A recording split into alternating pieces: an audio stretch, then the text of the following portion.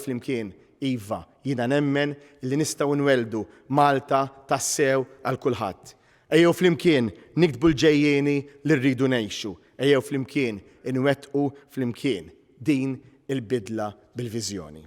Hekk sostna l-kap tal-Partit Nazzjonalista Bernard Grech it-tlieta filgħaxija fil-Parlament wara id-diskors li għamel il-Prim Ministru Robert Abela. Bernard Grech insista li l-Gvern ġdid Nazzjonalista huwa ta' garanzija sabiex il-ħaddiema jkollhom aktar ħin ħalli jgawdu lil uliedhom u l-familji tagħhom, filwaqt li insista li taħt it-tmexxija tiegħu it-tfal jikbru f'ambizzjoni kbira bil-għan li jilħqu l-aspirazzjonijiet tagħhom.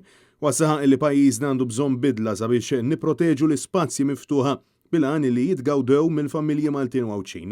Il-kap tal-Partit Nazzjonalista sostna li gvern mmexxi minn Robert Abela mhux se jagħti lura il-miljuni tal-euro li qed jisirqu mill-but tal-poplu Malti u Għawċi u li għall-Ministru Clive Caruana kif ukoll għall-Prim Ministru dan huwa aċċettabbli. Filwaqt li spjega li għall-kontra ta' dawn kollu gvern ġdid Nazzjonalista jagħti lura l-flus li nsterqu lill-poplu mill-kontijiet tad-dawl kif ukoll id-dinjità liċ-ċittadin Malti.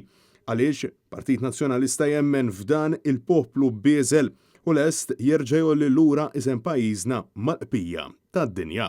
Aħna nistgħu nispiraw il-fiduċja li għandu bżonn dan il-pajjiż u bi pjan ċar viżjoni għal pajjiżna iva.